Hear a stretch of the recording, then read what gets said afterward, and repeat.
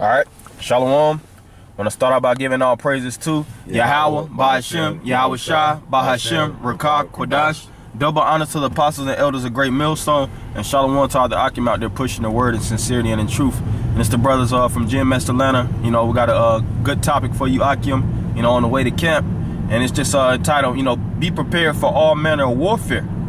All right, which we're going to go through a list of these different forms of warfare, because when you think about war, a lot of people that's not studied in the forms and the different aspects of war will look at war as just a general, just on a general base, as just war. But when you break up warfare, it breaks into a lot of different branches, man. Branches and twigs and things of that nature, because war is a collective thing. Before, say for instance, before Russia and the United States, which that's the times that we living in too, this is a form of warfare, but before they actually directly go to war, what is it before that? You have information war, resources, which resources distribution, which is a form of warfare, proxy wars, all right? And like I said, info wars and things of that nature. They have special agents, which that's a form of information, taking spies, going in certain countries and things of that nature. All right, before they actually take flight and actually engage in direct warfare. Because before you actually fight somebody physically, the best thing to do is to analyze the opponent through all different manners and aspects, so that you can understand his strengths, his weaknesses, where he gets ticked off at, where he's like I said, where he's weak at, who's his allies, who's his foes, what countries can actually benefit him, which ones can cripple him. All right, that's why certain countries, before they actually physically fight another country, a lot of times they pick off the many countries that's associated with them. So we just say all that just to, you know, well, I say all that, and you know, the brothers that's actually backing me up in the spirit, of course, but we say all that just to say, you know, to be prepared, all right? Because the warfare that we fighting is a spiritual warfare. We fighting all manner of war too. Here it is, it's flu season, everybody's getting sick. That's a form of Esau's war, man, all right? He's not just going to directly stab you with the sword. Esau was known through his subtlety in the garden. The serpent was known to be more subtle than any other beast in the garden, all right?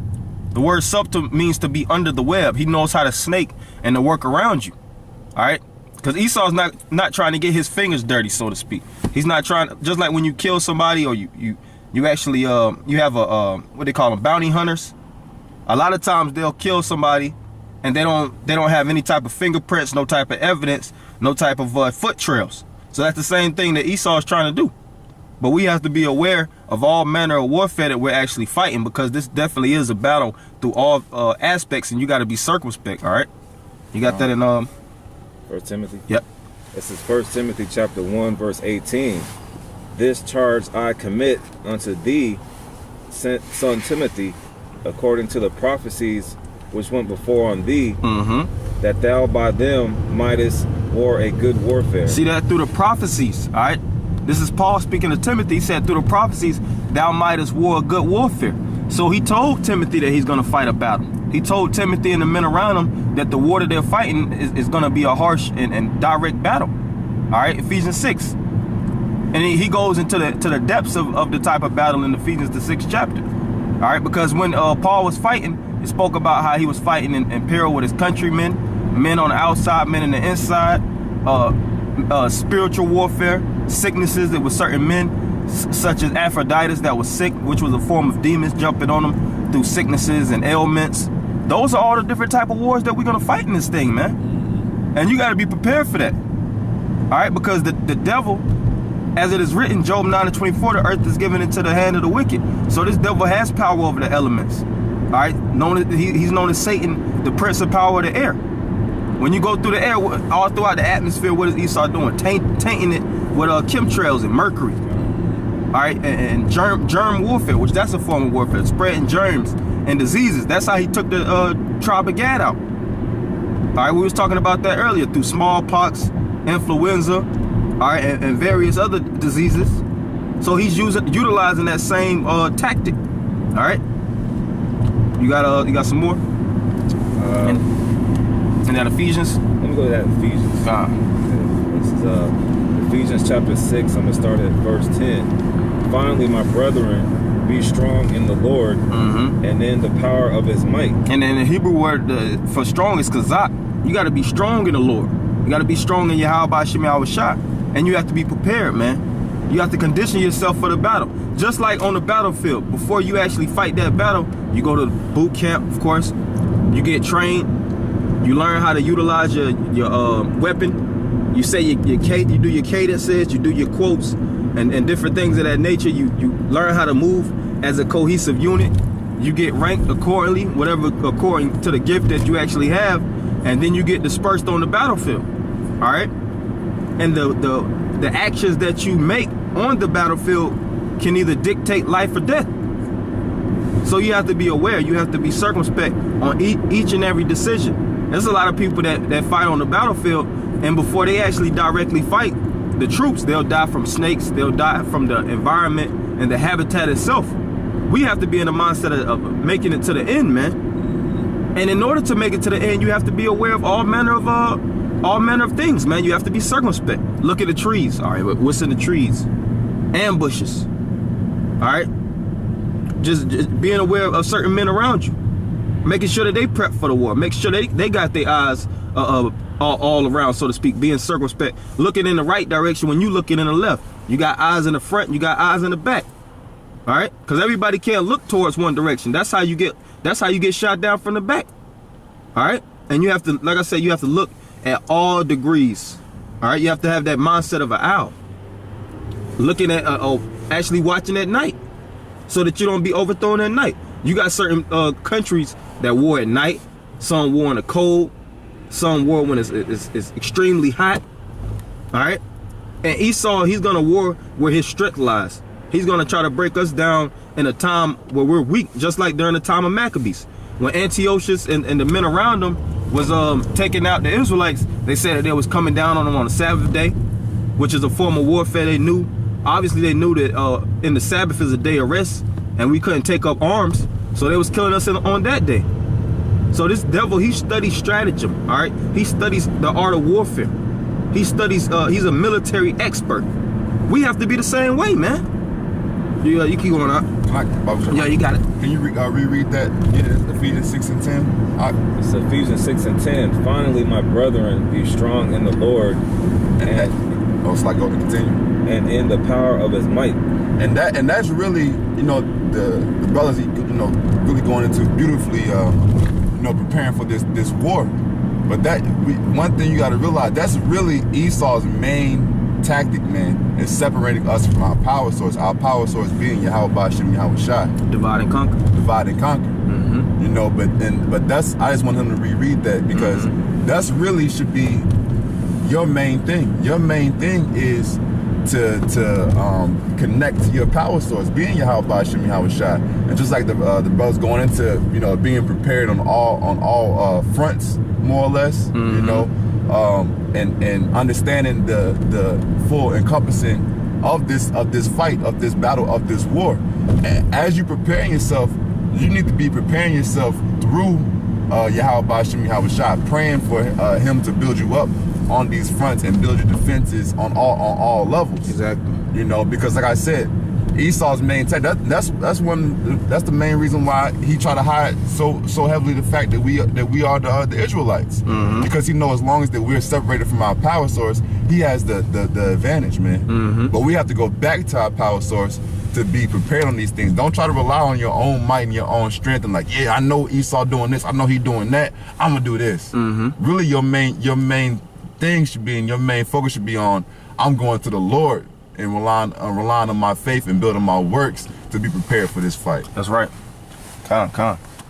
And before you go on, I just wanted to read this out to the Akim. I'm not gonna read the whole thing, of course, but it's under Wikipedia, and it goes into the different formats of warfare.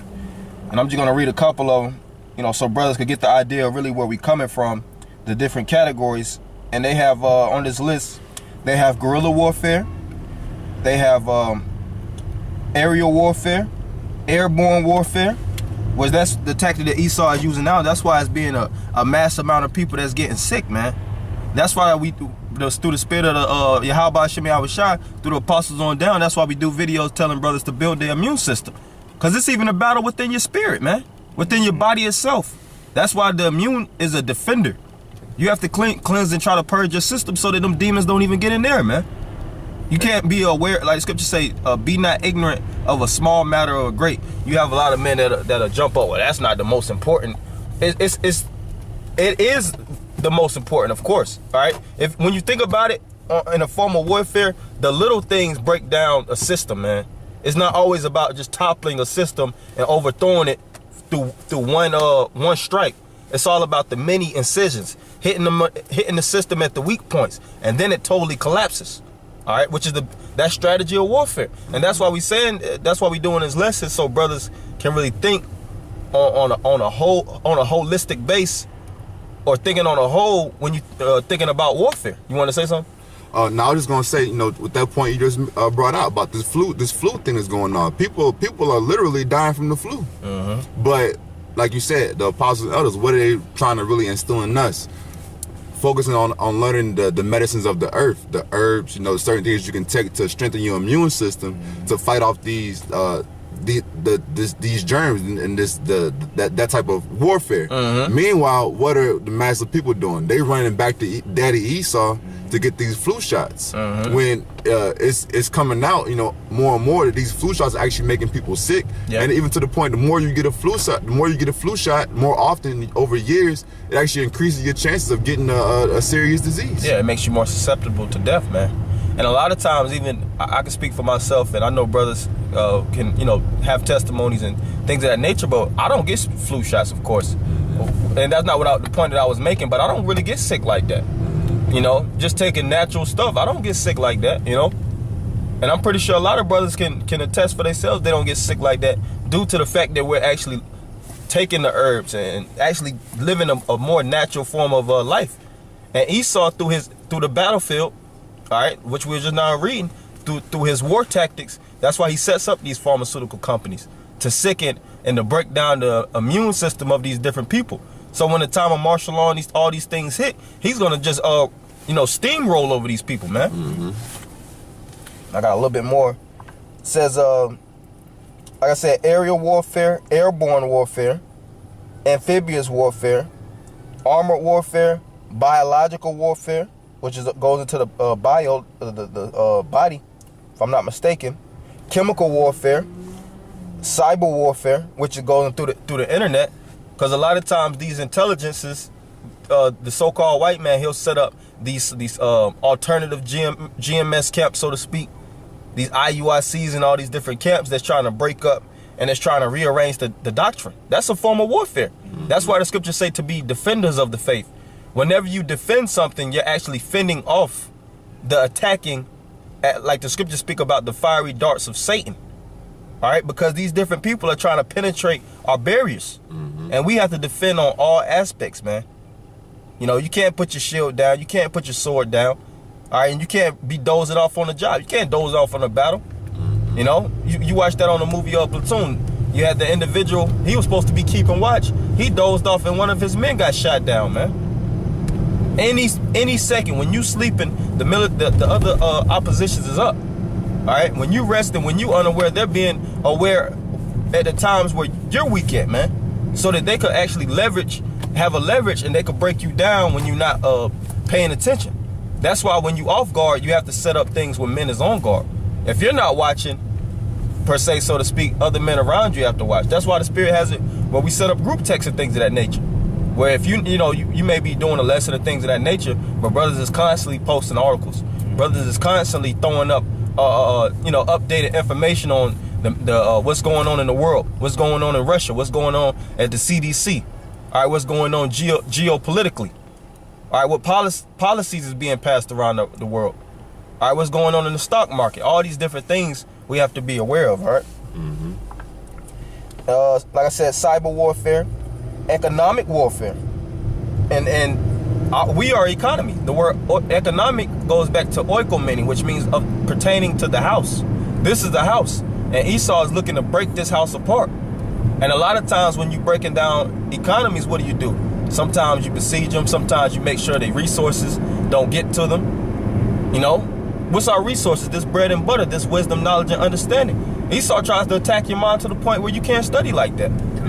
Can I make a point? Yeah, you got it out. With Esau's economic warfare, he's giving you indications that the economy's good. I read that the unemployment rate is its lowest since it's ever been in a few years. They're also mentioning job growth and job development. You even got here in Atlanta with the talk about Amazon coming here. So Esau's presenting something appealable to the people, giving them an idea. Okay, the economy, you know, we heard about it, but it's okay. But meanwhile, on the other side, you see all these store closings going on. Right. All these major companies closing. So he's giving people, through this warfare that he's creating, as we're mentioning, he's giving you, he's double-minded. He's giving you all this good talk, but we really know deep down inside, through his war plans, he's planning to collapse this society. That's right. As it is written in Revelation 12:12. And just like the brother said, he's just putting out a lure, or he's putting out all kind of, he's putting a shiny light in front of people to distract them. Not knowing that in the background, like the scriptures say, at night they work wickedness. Esau's preparing for the battle. He's preparing for this direct warfare. Because before direct warfare, you have indirect warfare. You know, you could keep going on in Ephesians. You know, it's still some more different categories, but for the sake of time, we're not going to go through everything. But it's important to learn these different things and learn all degrees and aspects to see how Esau thinks and understand the strategy of war and the dynamics of the art of war. Because just like everything, it's an art to it, man. It's an art to taking somebody out, you know? Just like if you fight in the military, or excuse me, if you fighting in the UFC, you don't just, a lot of times you don't do headshots. You figure out where they weak at, you actually size them up, you see their arm distance, see their swiftness. That's why a lot of times in the beginning of the fight, a lot of times they won't exchange a lot of blows. A lot of times they'll just, weigh each other out, see their reaction levels, see how evasive they are. It's a filling out process. Filling out, exactly. Then they'll hit them in certain places, see how they take that, see how they feel when they, then they try them out in the grappling. Wherever they weak at, they're gonna, if they see that they have the leverage and they see they have the dominance, where they weak at, they're gonna attack them all the time in that area. All right. If you a bad boy with them hands and you can't wrestle, hey, the contender is gonna wrestle, man. He's gonna take a couple blows to the face until he can get in the inside and grapple and take you down, man. He put you in a Kimura or something like that, and he have you got them tapping out. Now you knew how to throw them hands, but you knew how to fight, so to speak. You was pretty advanced in the arts of martial arts, so to speak. But you just was weak in that area. That's why you got to stimulate those areas, man. You got to be aware of all aspects so that you don't be broken down in no way or shape or form. Small out. All right, this is Ephesians 6:11. Put on the whole armor of the Most High, that ye may be able to stand against the wiles of the devil. Yep. And that word wiles goes back to tricks.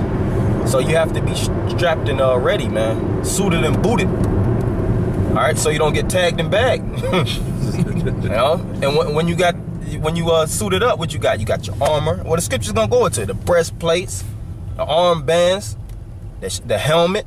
You got a lot of guys that be flashy and think they could go on a battlefield without their helmet, man. You better put your helmet on. Right. You better have everything on, man, because this is a serious battle, and we can't. Another thing too with warfare, you can't underestimate the enemy that you're fighting, man. You overestimate them so that you could look at all aspects and expect the unexpected. All right. That's a beautiful point. Go on. Just keep going up. All right, this is Ephesians 6:12. For we wrestle not against flesh and blood, but against principalities. Yeah, we're not fighting in this carnal life, man. We're not fighting in this carnal dimension that everybody perceives as. This is a spiritual warfare. All right, it's demons, it's principalities, evil spirits that's jumping on us and trying to plague our minds and throw us off through slothfulness, through anger and contentions within one another. Going back to what the brother said, divide and rule. Esau is trying to divide the forces. He's trying to divide the friendship of the brothers and the men of the Lord, so that he could break us down individually. Hey, just like with lions, how lions actually war, how they actually take down prey. What do? They figure out the one that's gonna go, the animal, whether it's a gazelle or a sheep, they wait for it to go astray so that they could attack it, man. So you gotta be in that mindset of understanding that this devil is basically laying low right now. He's not gonna show his face. He's a lion.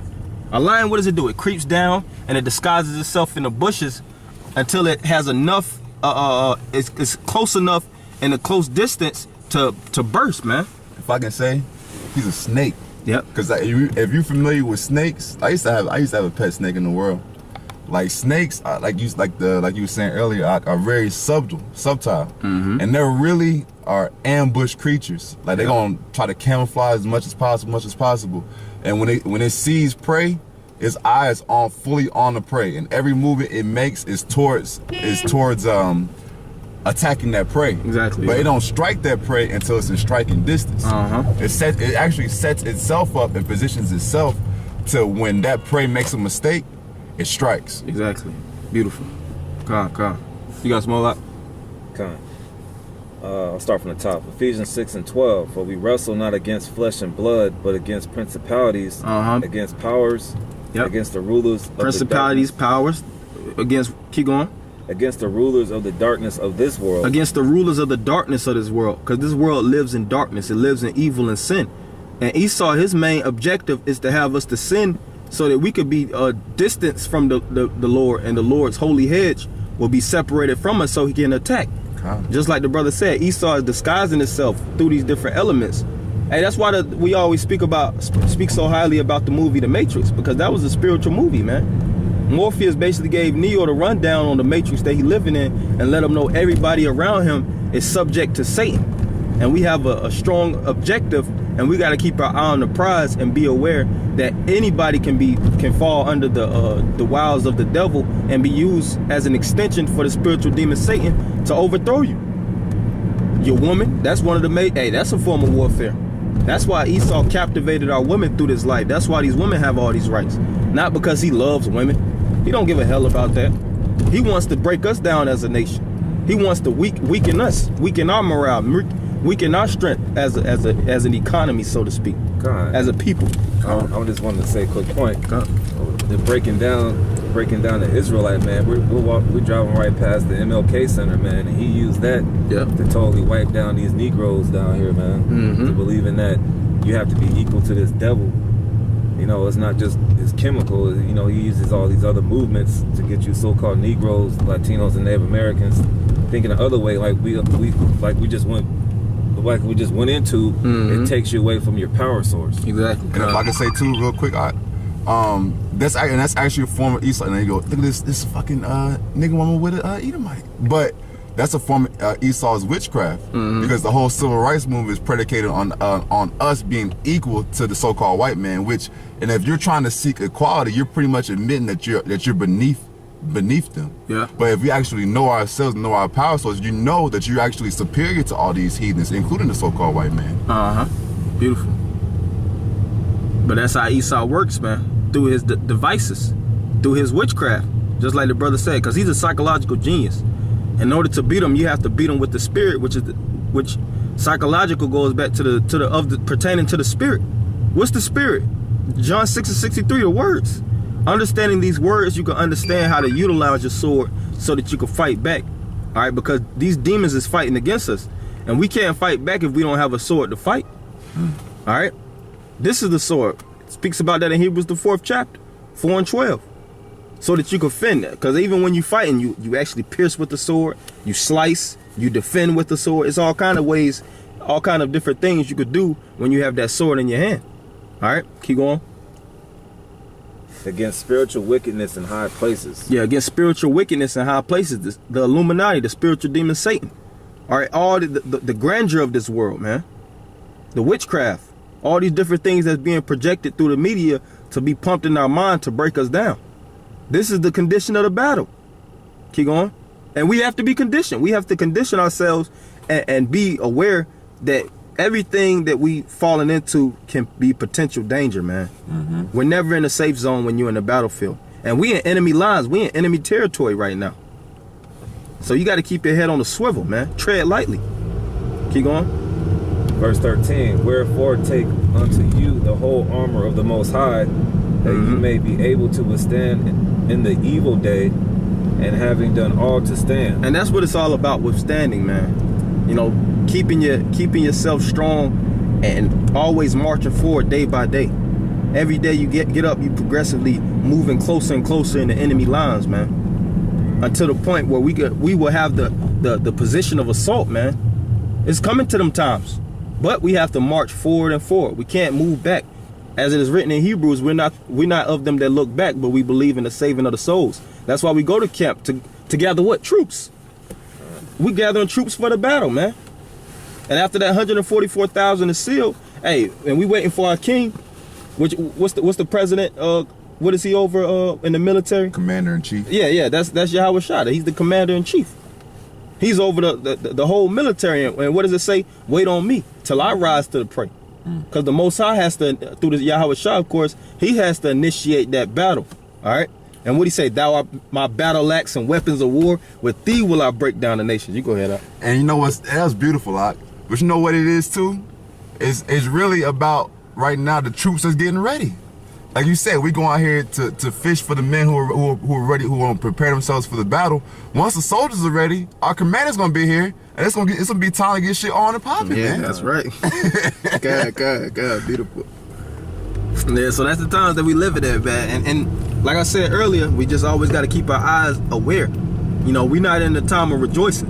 When you watch 300, you see after they won that first battle, how everybody in the Spartans army was rejoicing. But Leonidas, he was very solemn and serious because he knew he still had a lot more battles to win before, you know, he actually dominated the war, so to speak. What they say, you may lose the battle, but you win the war, so to speak. Even though you win a battle, that don't mean you win the war. Even though you may take down a couple demons and you may, you know, accomplish certain tests, you still got other tests to come. So you have to sit down and be aware, man. You got some more? Let me see. Verse 14. Stand therefore having your loins girt about with truth, and having on the breastplate of righteousness. And when you gird up your loins, that's going to war, man.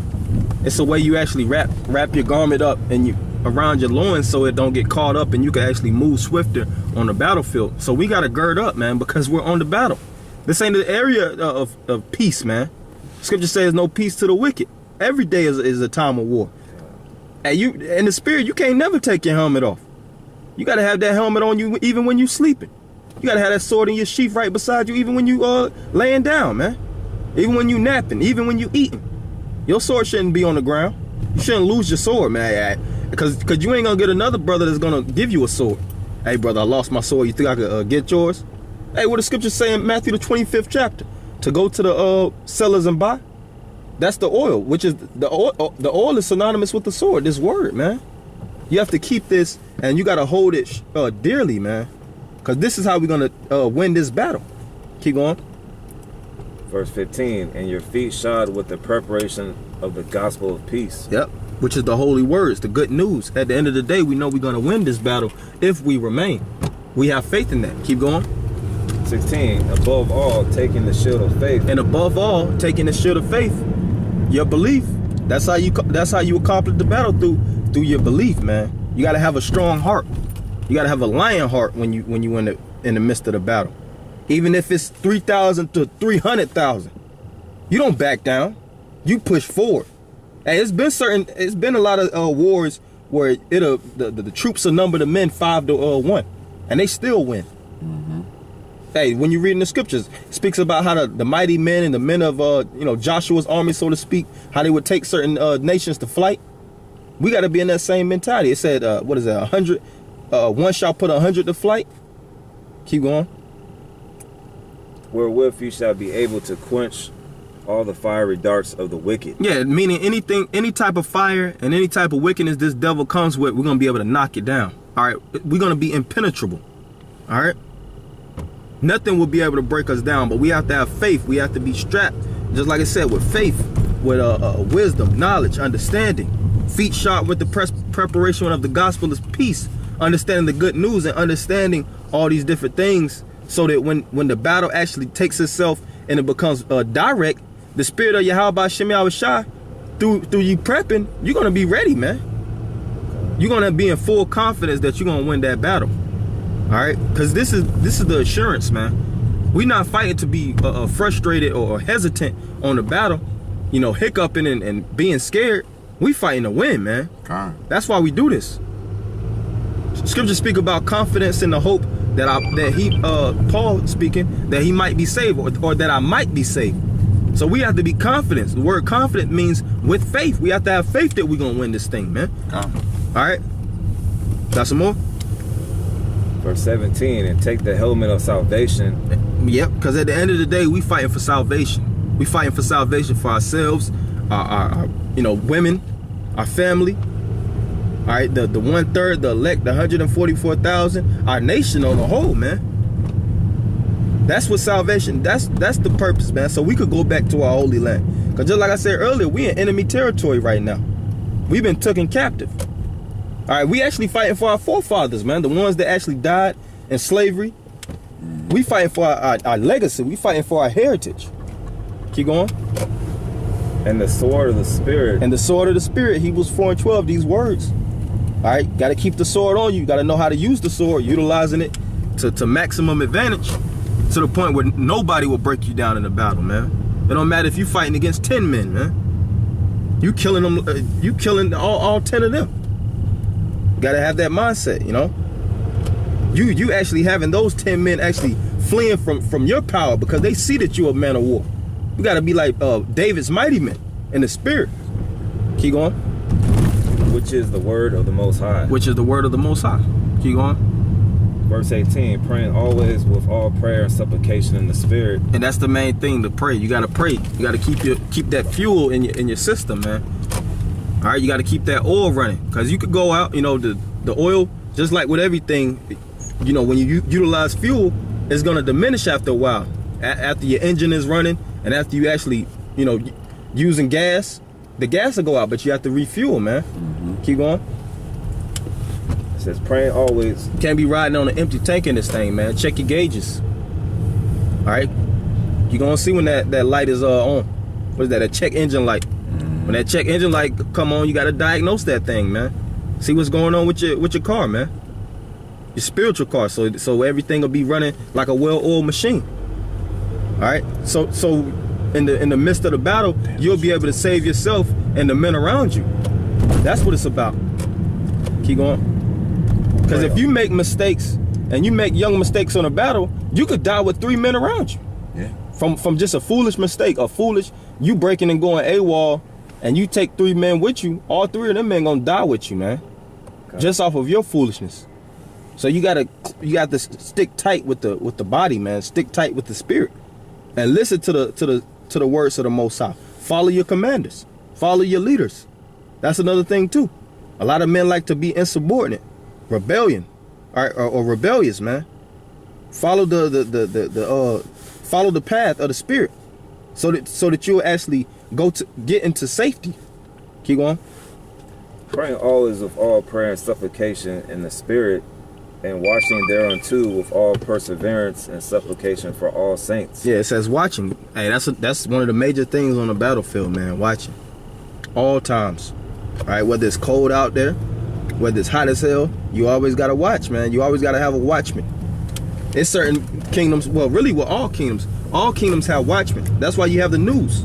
News stands for what? Northeast, south, and west. They look through all directions. What's going on in Asia? You have the U.S. news report information in Russia, China, England, Bosnia, the Arab lands. You know, so we have to have that same mindset, looking at the geopolitical realm, because all these different things is gonna, you know, show the times that we living in. Everything is an indicator that we're actually coming closer and closer to the time of Jacob's trouble. Some more? Well, I just ended off on 19. Okay.